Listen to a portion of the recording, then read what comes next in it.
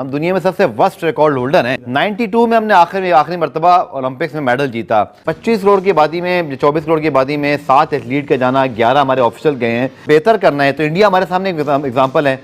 उन्होंने पिछले 15-20 साल के अंदर ओलंपिक में वो एक जाइंट पावर बन के उभरे। कोई गेम्स हो रहे होते हैं, बात ये नहीं हो रही थी कि इस एथलीट्स को लेने यार ये खेल ऊपर जा रहा है, इस खेल में मेडल्स की उम्मीद है।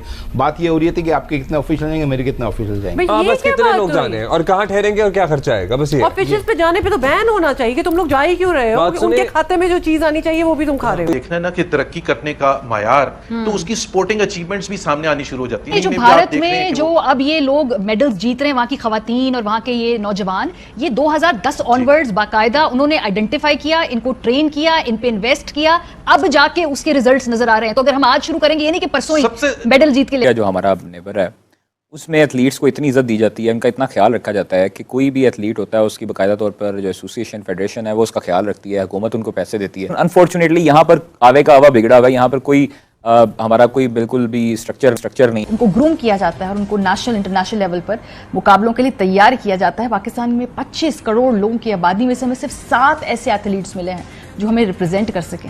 ये लम्हा फिक्रिया है। और 3 शूटर्स हैं, इन्होंने रीजनल इवेंट से क्वालिफाई किया। Olympics is by qualification. आप जो रीजनल इवेंट्स होते हैं, छोटे मोटे वर्ल्ड चैंपियनशिप होती हैं, उनके जरिए आप ऊपर आते हैं और आप फिर ओलंपिक्स के लिए क्वालिफाई करते हैं। तो ये तीनों शूटर तो हमारे अच्छे हैं, इन्होंने क्वालिफाई किया रीजनल इवेंट्स के जरिए। और कशमाला तलत तो पहली खातून शूटर हैं पाकिस्तान की तरफ से जो ओलंपिक्स में पाकिस्तान की नुमाइंदगी कर रही है। लेकिन इतना स्टैंडर्ड हाई है शूटिंग का कि हमारे एक शूटर आज 22वें नंबर पर आए और कशमाला 32nd नंबर पर आई। अभी उनका एक इवेंट और बाकी है, लेकिन उनसे कोई तवक्को नहीं की जा सकती मेडल की। एक पार्टिसिपेशन है उनकी, लेकिन जो स्टैंडर्ड है उससे बहुत पीछे है। भारत जो है वो बड़ी तैयारी से गया है। देखिए 24-25 करोड़ की आबादी में सिर्फ 7 एथलीट।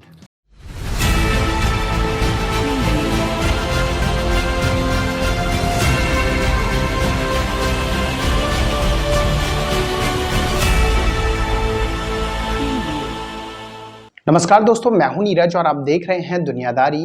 दोस्तों, ये बात तो हम सभी जानते हैं कि पेरिस ओलंपिक 2024 शानदार तरीके से चल रहे हैं। बताते चले कि पेरिस ओलंपिक 2024 में टीम इंडिया को पहला मेडल मिल चुका है। टीम इंडिया को पहला मेडल इंडिया की बेटी मनु भाकर ने दिया है। बताते चले कि मनु भाकर ने शूटिंग में 10 मीटर एयर राइफल पिस्टल में ब्रॉन्ज मेडल अपने नाम किया है।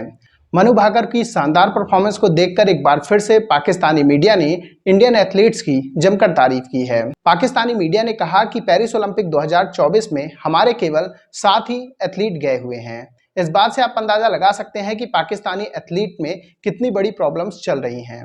जी हाँ दोस्तों, पाकिस्तान के पास एक भी ऐसा एथलीट नहीं था जो कि मेडल का दावेदार हो, एक्सेप्ट अरशन नदीम को छोड़कर।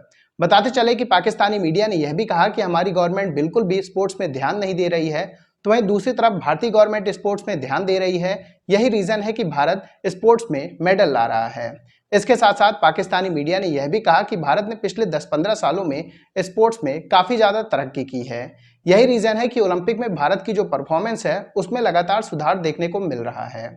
तो दोस्तों, आइए चलते हैं और देखते हैं कि पाकिस्तानी मीडिया ने मनु भाकर के ब्रॉन्ज मेडल जीतने को लेकर और क्या कहा है। क्योंकि ऊपर मैं ब्लेम नहीं करूंगा, हमारे कोई डायरेक्शन वैसे भी स्पोर्ट्स में नहीं है इमरान। बिल्कुल, मैंने जिस तरह अभी पहले जिक्र किया कि हम इंडिविजुअल टैलेंट पे तो कहीं ना जैसे अरशन नदीम आ गए, बिल्कुल कहीं से आ सकते हैं, क्वालिफाई कर सकते हैं, मेडल तक भी पहुंच सकते हैं। जीतना तो मुश्किल है, लेकिन जब तक स्पोर्ट्स बोर्ड या ओलंपिक एसोसिएशन जो भी है पाकिस्तान की, ये खिलाड़ियों के पीछे नहीं खड़ी होगी, ये उनको सपोर्ट नहीं करेगी, ये उनको ट्रेनिंग के लिए बाहर नहीं भेजेगी, इंटरनेशनल प्लेयर्स की तरह इनको जो है वो ट्रेनिंग की फैसिलिटीज़ नहीं मिलेंगी, तब तक आप ये उम्मीद नहीं लगा सकते कि आप जो है वो ओलंपिक में कोई मेडल जीत सकते हैं। जब तक जितने भी मेडल जीते हैं, जो भी अभी हमने हिस्ट्री में रिपोर्ट देखी है, वो आपने इंडिविजुअल टैलेंट पे जीते हैं। उनके पीछे कोई बहुत अच्छी तैयारी नहीं थी, उनके पीछे कोई बहुत अच्छी गवर्नमेंट की सपोर्ट नहीं थी, उनके पीछे कोई स्पॉन्सर्स नहीं थे।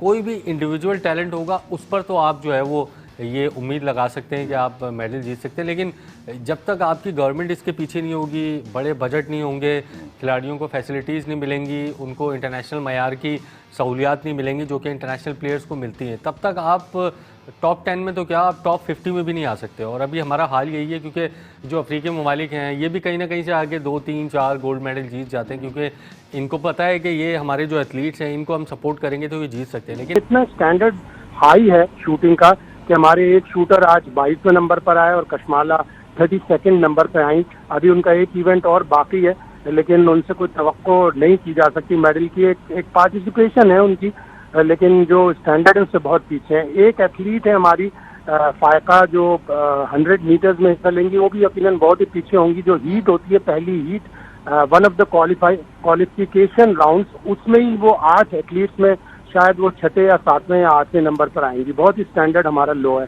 एक एथलीट हमारे नदीम अरशद हैं, जो एक हमारी वाहिद मेडल की होप है। अल्लाह करे कि वो कोई एक अच्छी थ्रो करें, उनका अच्छा दिन आ जाए 6 अगस्त को और वो फाइनल के लिए क्वालिफाई कर लें। फिर फाइनल 8 अगस्त को होगा।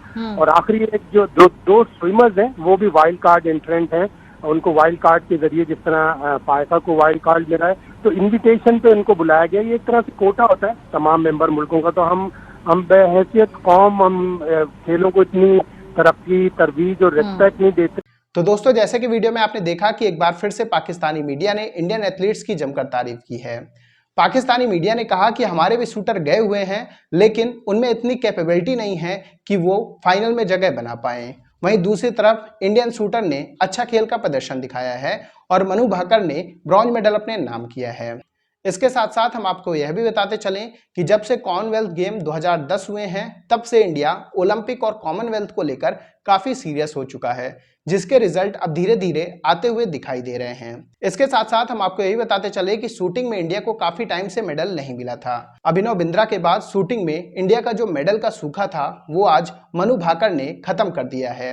कुल मिलाकर एक बार फिर से भारतीय एथलीट की तरफ से अच्छी परफॉर्मेंस देखने को मिली है। बताते चलें कि कल इंडियन मेंस हॉकी ने भी अच्छा खेल का प्रदर्शन दिखाया है। यहाँ इसके अलावा पीवी सिंधु ने भी अपना पहला मैच जीत लिया है, निखत जरीन ने भी अपना पहला मैच जीत लिया है।